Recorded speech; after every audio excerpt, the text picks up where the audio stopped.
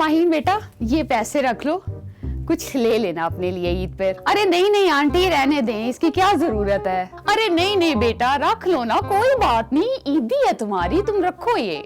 अच्छा ठीक है आंटी, ओके, बहुत शुक्रिया, थैंक यू। Oh no! इधर लाओ, ये पैसे मुझे दो। बेटा मुझे दो, बाद में मेरे से ले लेना ना। अच्छा अम्मी, वो मेरे पैसे तो दे दे कल वाले। वाह बेटा वाह, आज पैसे मांगने आई हूँ मेरे से। ये नहीं सोचती कि बचपन से तुम्हें खिलाया पिलाया, तुम्हें इतना बड़ा किया, इतना ये हट्टी कट्टी जो तुम ऊंट की तरह इतनी लंबी हो, तुम पे इतना पैसा मेरे जाया कर दिया, आज तुम माँ से पैसे लेने आ रही हो।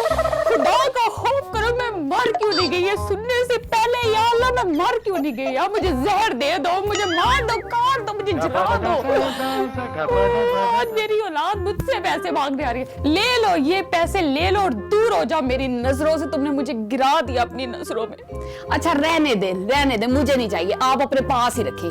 अच्छा तेरी मेहरबानी, मैं जा रही हूँ।